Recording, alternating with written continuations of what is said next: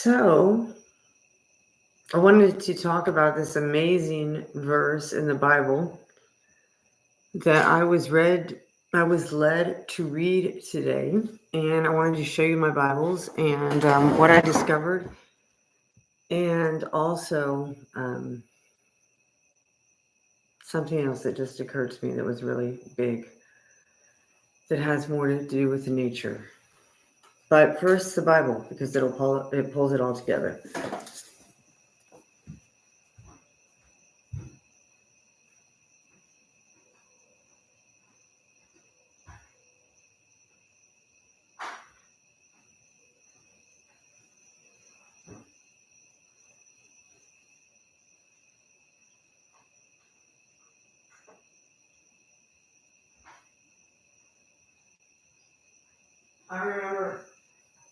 I remember now my other point.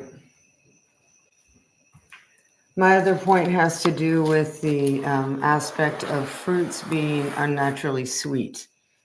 I'm saying that so I don't forget. All right, so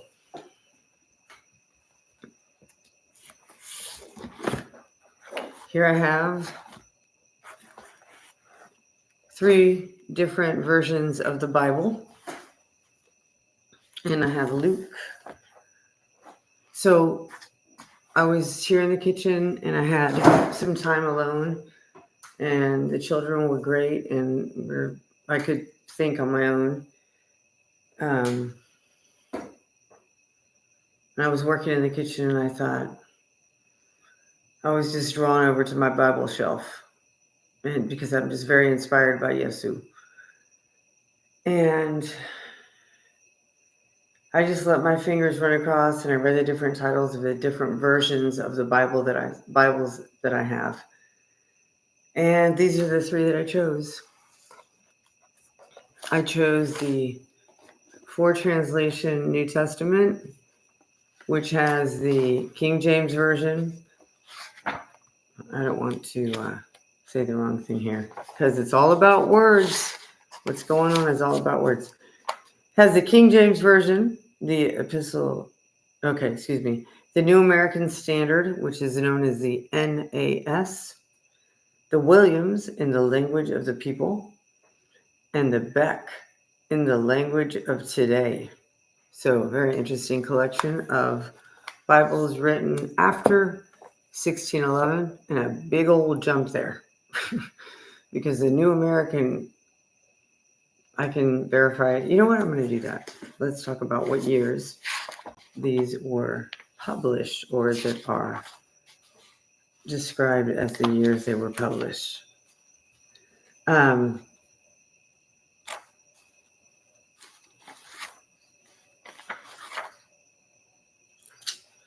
Not easy to find, which is not a good sign. But so we know that King James is... Okay, so this was originally published in 1937 by Bruce Humphreys. And then copyright renewed in 1965. And this is by Chicago Moody Press, 1963. Okay, so we know that the latest printing was 1965 so far. So not a lot of information about the Beck and Williams interpretations.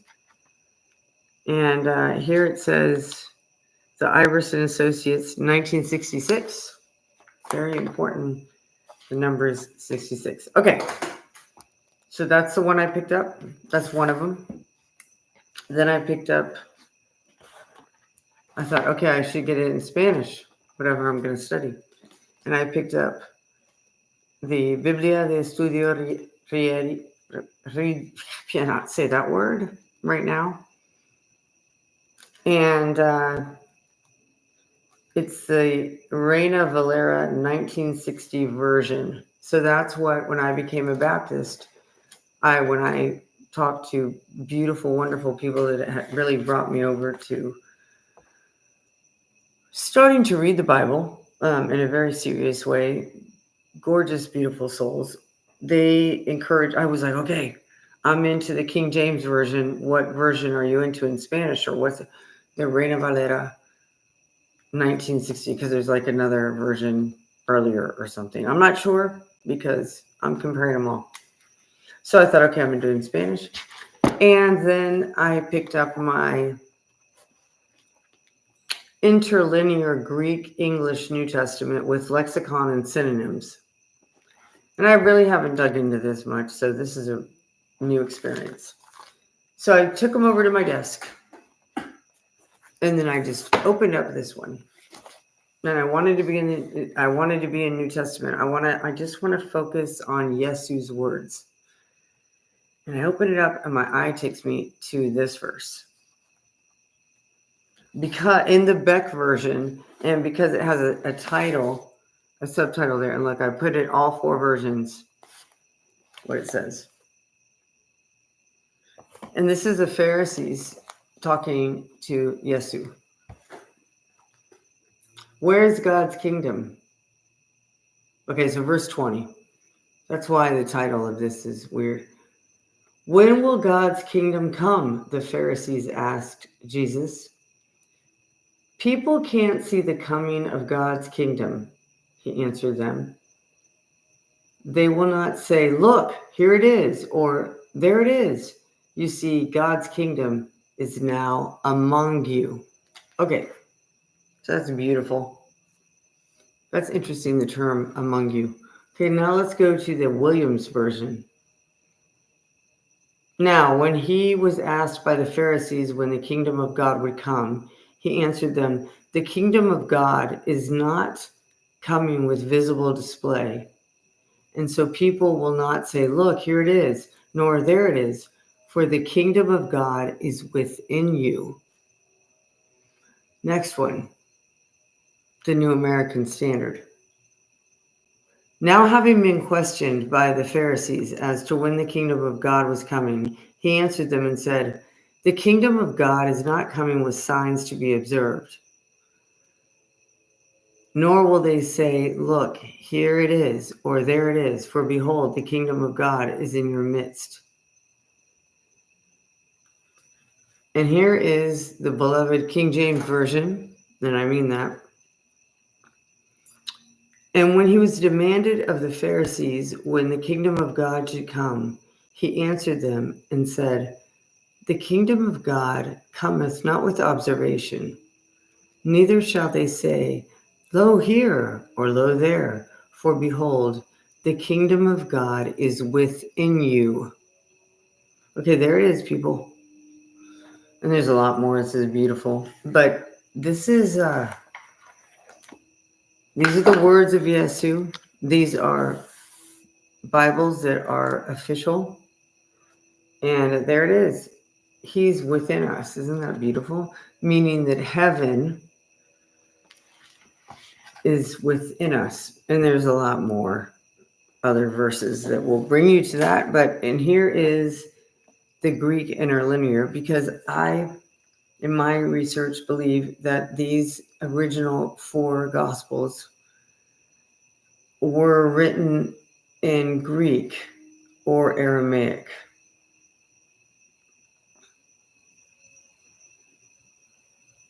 Because I believe that Hebrew is Greek, and you can check out a couple of my videos. I talk about that.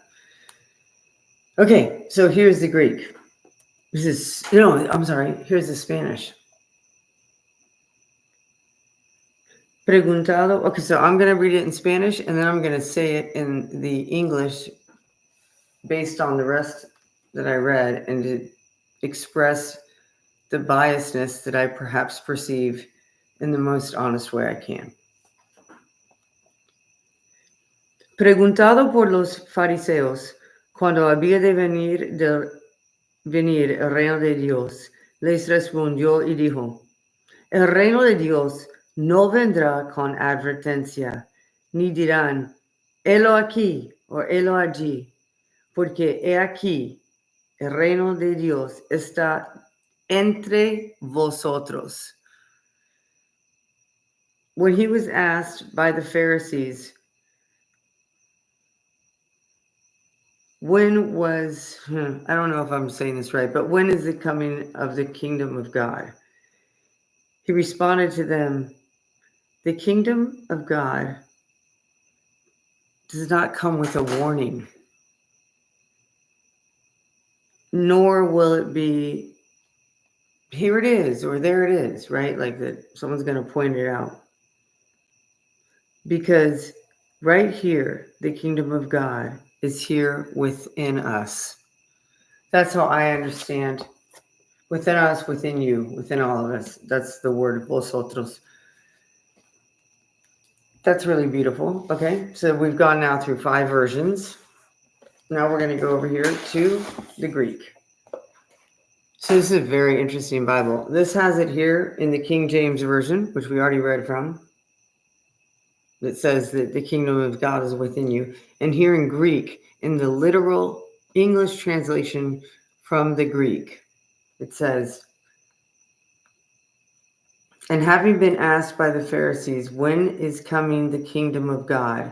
He answered them and said, comes not the kingdom of God with observation? Nor shall they say, lo here or lo there, for lo, the kingdom of God in the midst of you is. The kingdom of God in the midst, M-I-D-S-T, of you is. So I think that's gorgeous and beautiful. And I had read that, and a few hours later, I was driving and thinking alone about how I think that fruit is really one of the biggest addictions. And that goes into my grafting theory. And I think that probably the natural fruits, and my experience in South America is this, the natural fruits, in my opinion, I'm probably wrong, but that have a father and mother plant, and naturally through nature, and I don't know all about this, but I know it's bees and birds that pollinate. It's really beautiful, and they don't get confused. That's what that aspect is what I need to start researching. Like what happens, like, because people have asked me, are you sure? I'm like, yeah. I don't know, because there's 4 ways of pollinating, which includes wind and somewhat the animals consuming and then defecating it, but big time birds and bees. That's why the story is the birds and the bees. So anyway, all that to say, fruits are really sweet right now, and that sweetness is not natural. And I would say that there are some fruits that are naturally sweet, but the majority are like sweet and a little tart. And once you jar them and ferment them, or whatever you want to call it, just keep them in the dark and smash them down and whatever, and you make a marmalade or a syrup, boy, that's delicious, or a wine, and then which turns into vinegar.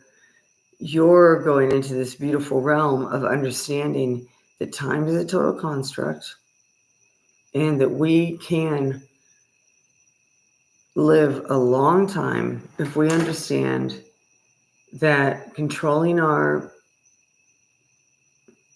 digestion of information and our ability to observe what we're thinking, or let me say this better, observe the emotion that is entering the body. And when you begin to observe that, then you can master anything. I'm not there yet, but I believe that. Because then you really know yourself, you know what triggers you, and you just get more clarity on what kind of information you want to let into your mind. Because you got to be very careful. You must curate what you listen to. And we have to curate what we read, and we have to curate what frequencies we're intaking, and energy of people that don't connect well, that's a waste of time. If people are not connecting well, they don't have good social skills, that means they've spent too much time on the screen, or they are narcissistic naturally. Either or, probably both. Maybe not, I'm sorry. But I think that it's very important to be open to conversation and graceful. So that's all I wanted to say. Have a good night.